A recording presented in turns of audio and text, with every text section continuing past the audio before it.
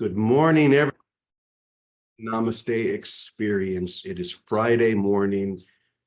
Thrilled to be with all of you. It is thrilling to join together as this, isn't it? Yeah. It certainly ain't boring. I don't know about those of you out in Zoom or YouTube land, but when we start our day like this here at Namaste Village, something takes hold and it just lifts us and carries us through the day. So it's anything but boring. Boring is the ego's playground. Oh, I'm bored, so I'm going to think about this and do that and figure something else out. But when you're in this expansive energy, all you want to do is just bask in the glow and feel the energy and the vibrancy of that light. And as we share that, it gets brighter and brighter and higher and higher. So this is why we join here every day. And I know you feel the difference. So today, this morning, we are going to do something that we haven't done in a while. And that is we're going to sing and dance a little bit together. So with the Course in Miracles workbook, the lesson today is perhaps the most pivotal lesson, and it is shared in the Course over and over again. I am as God created me. We're going to go into that here, but what I'd love to do is to actually sing this with you. So I'm going to invite you all to please stand. You don't have to move around a lot if you don't want to, but let's at least stand and we will let the energy take us. I'm going to put it up on the screen so everybody can see it. And I invite all of you who are watching on Zoom to also stand and really express, feel, generate, just let the energy take you. All right.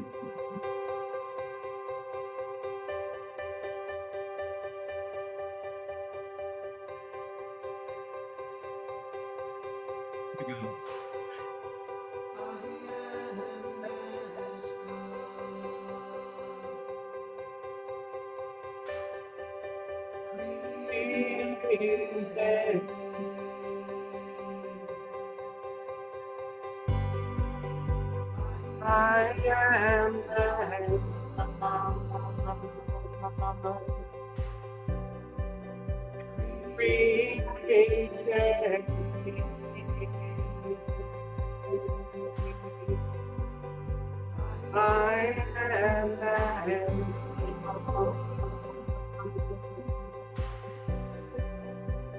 created.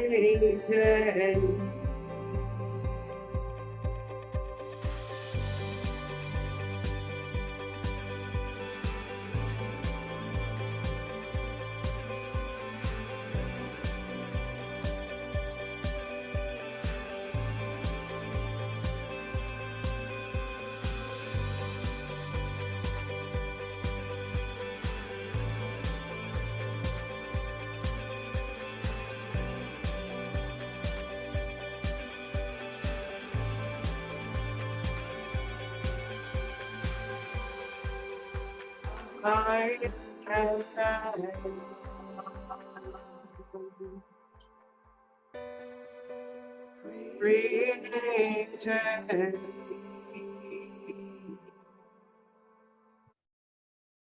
Okay.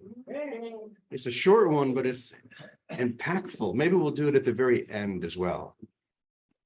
All right. Thanks, everybody. Could you all feel that out in YouTube land or Zoom land? I hope you did. We sure felt it here. Let's just take a breath and just feel that for a moment together. I am as God created me. I am. This is all you need. If you could fully embrace and fully receive that one lesson, the rest would just fall into place so easily and naturally, because you'll realize that the truth of who you are has never changed. The reality that holds you forever real has never been altered or changed at all. But we're not talking about the you that you have created in your imagination. You see, the body and the ego are the very essence of change, right? The body is the symbol of that which is constantly changing. Look at all of us. We get older. Shit starts to happen within us that we never thought was possible.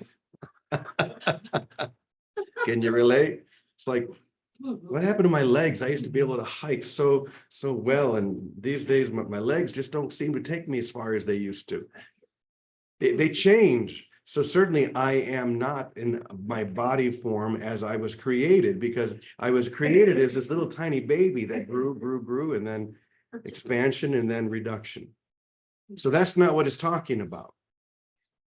Obviously that could not be, but there's something else more vibrant, more real, the truth of who we are. And that's why it says, I am as I was created. The I am presence, the extension of the love and the loveliness of God, which is what you really are. That cannot change, but we need to re-identify that with that, to shift our focus and attention from that which is constantly changing back to that which could never possibly change.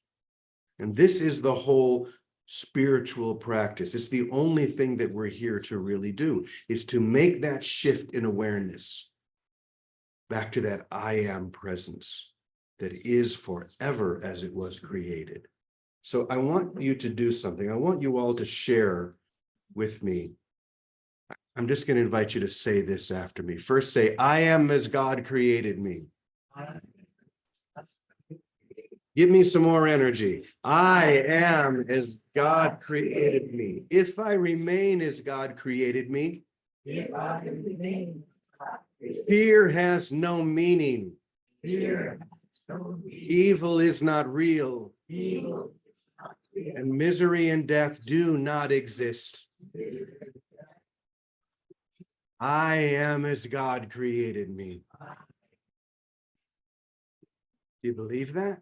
Yes. Okay. I could feel that. I felt that, yes. Isn't that the only thing that really matters, to really say yes and then just sit back and enjoy the ride? You're still going to find yourself, at least for a moment, in this vehicle we call a body, but you're going to be using it for what it was meant to be used for, not what it was not meant to be used for. You're going to be using it as a vehicle of communication. Okay, just as your car is a vehicle of transportation, your body is a vehicle of communication. And you don't expect your body, or your car rather, if you've used it for years and you've been driving it for tens of thousands of miles, you don't expect that to be exactly as it was the first day you drove it off a lot. No, that's going to change. You're going to need to fix things, to change the oil. There are all sorts of things that you need to do, but that which is within the car, that's who you are. Just as that which is in this body, which is not even really within the body. We like to think of my spirit is inside here. No, it's everywhere. But we've been given this opportunity to share in such a way because we find ourselves here in this kind of prison. We've talked about that before. That we're in this huge, expansive prison that's so big and so diverse that we forgot that we have literally condemned ourselves to something for no reason whatsoever. Only an imagined reason. The idea that it was possible for us to turn away from that which is all-encompassing, to turn away from that which is everywhere at once. And in that turning, the idea of guilt was born. And so we condemned ourselves to a prison state in our minds, only in our minds, where we have misidentified who we are. In other words, we've shifted our attention from that which is eternal and unchangeable to the vehicle, to think that this is who I am, my body. And I'm in this world that is constantly changing. So this must not be true. There does come a point where you have to take a statement in a lesson like this, I am as God created me, and not just say the words, but say to yourself, this is either true and I accept it completely and fully, or it's BS and I'm just going to reject it. Don't think that there's anything in between, because there isn't. We have to fully accept this in order to fully align with it. Now, this is the reason why we come together and join every day, so we can energetically support each other in the full reception of that which has always fully received us. And so this one line, I am as God created me, is a key. And it fits inside that lock perfectly. All the tumblers fall into place. The key turns, the door opens, and there it is, the experience. Call it heaven, call it whatever you want. Now the question is, will we step inside? Or are we going to turn back and say, hey, everybody, and let the door close and then go back and tell everybody what we found? I suggest just going in. I suggest that when that door opens, take that final step. And I promise you, the door is opening for each and every single one of you right now, because you wouldn't be here, whether it's here at Namaste Village or wherever it is you are, hearing this, feeling this, receiving this, if you were not ready. It would be impossible. It would be better to say that this world or this experience is more aligned to an, guess what I'm going to say? Not a prison, but you could say a hologram, but we're going to get even more intense than that. An insane asylum. Have you been watching the news? Do you ever go on? Okay, I have to admit something. There's a thing on YouTube that I can't stop watching, and I need to stop watching, because all it does is mess with my mind. And it's these videos of when people get either pulled over by the police or whatever, and they act very badly, and it usually goes very poorly, and it's so entertaining. And it just pulls my energy right down.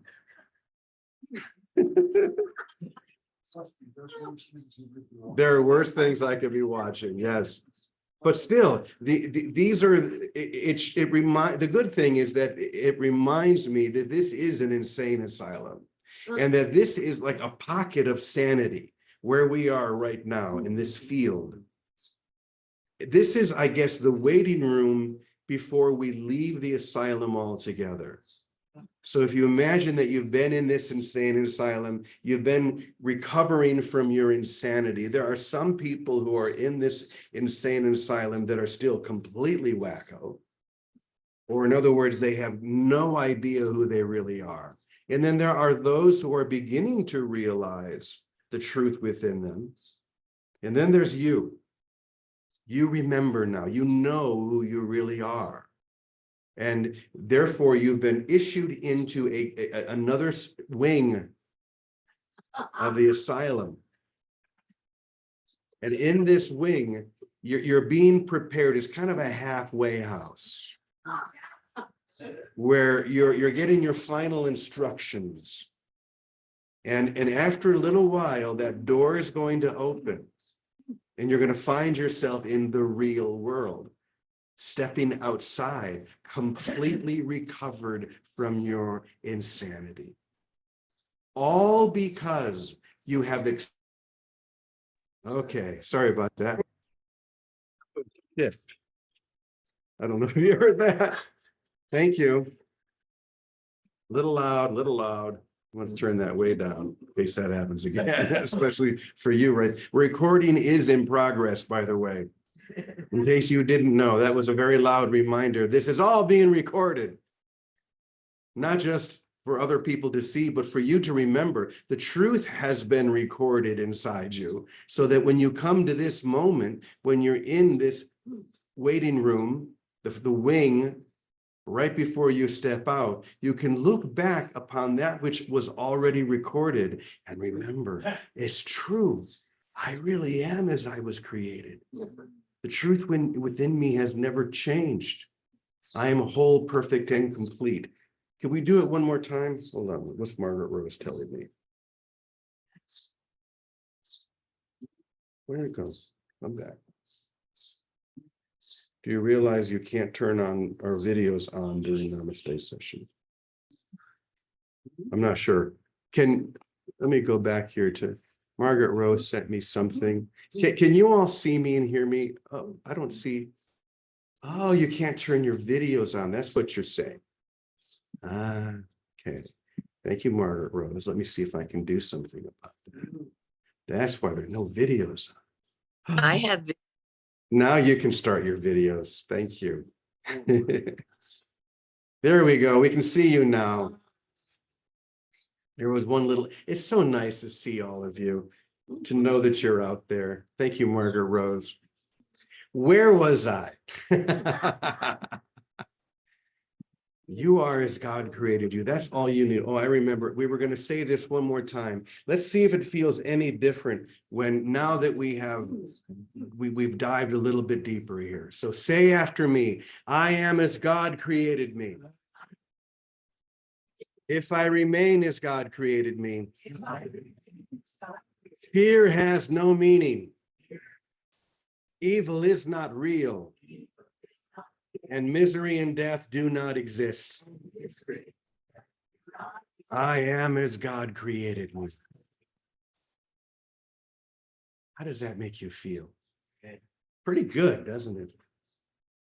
Now, you may find yourself, this is why you've come to the point where you're in this final wing, this waiting room, ready to step out the door. But you may find the gravitational pull of the ego pulling you back into the experience of I am not as God created me. And that's okay, because we just catch ourselves now and we just remember. All we need to do is to remember that the truth within cannot change. And the truth is within you now. So whenever you feel yourself being drawn back into some illusory experience or some judgment or whatever it may be, just remember, come back to that one line. I am as God created me. Be resolute with that. And when you are as uncompromising with that as God is uncompromising with you, you will always remember. So that being said, I want to read a little something that I wrote.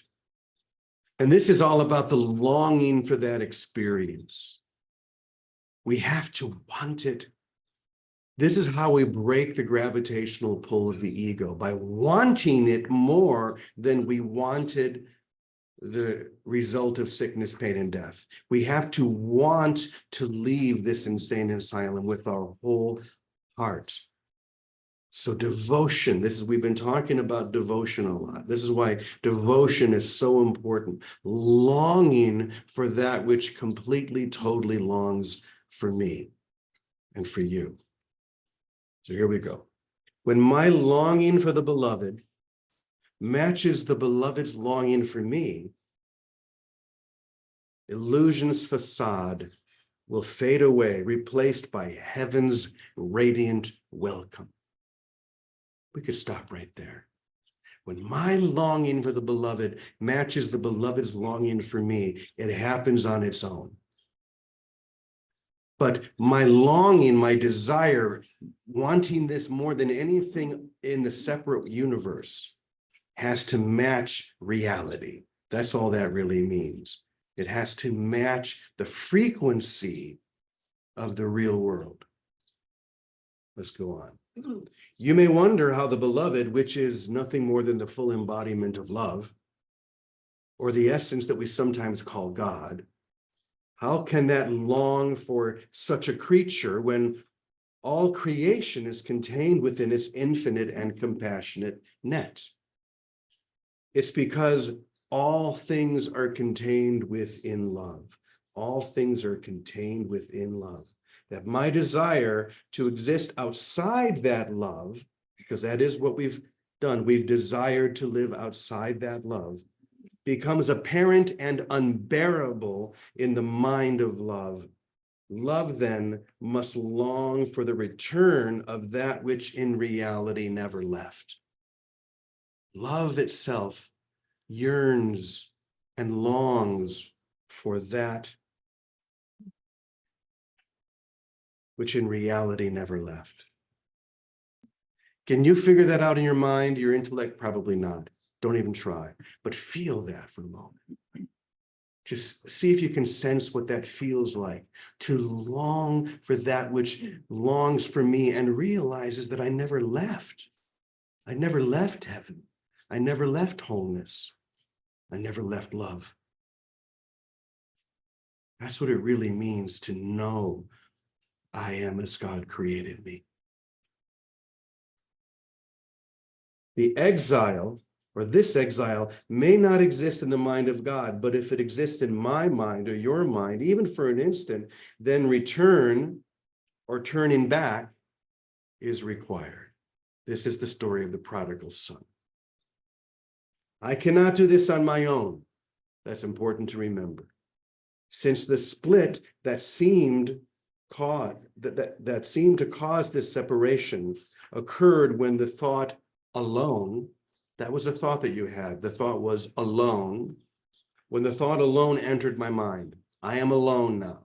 I am separate now. I am split now. When that thought entered your mind, love then longs for me to return. And my longing for the embrace of the beloved is enough to initiate the movement that never moves and the journey without distance. The movement that never moves and the journey without distance.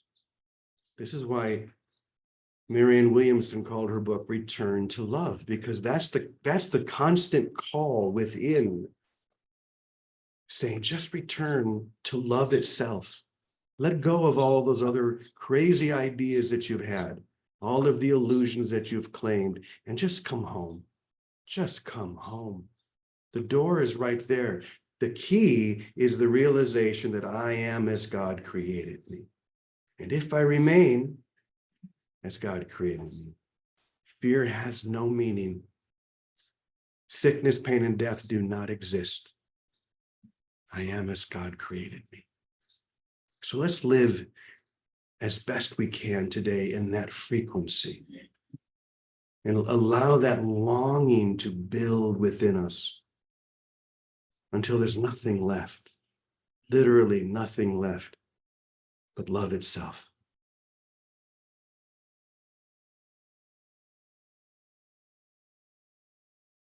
And so it is. Yes. Vicky is off at a wedding today, so she's not going to be here to join us. Let's just spend a few more seconds just basking in the glow of that love and that experience.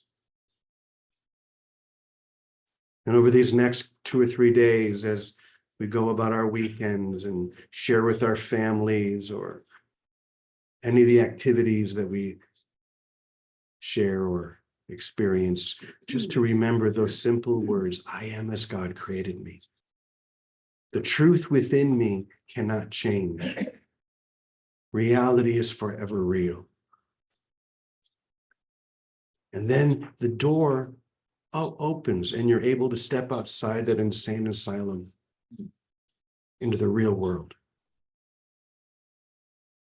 How does that sound to you? There's a certain ring to it, don't you think? And so we say together, Amen, Amen, Amen, e punto, period. We claim this now and forever. Have a beautiful weekend, everyone. We love you so much. Namaste.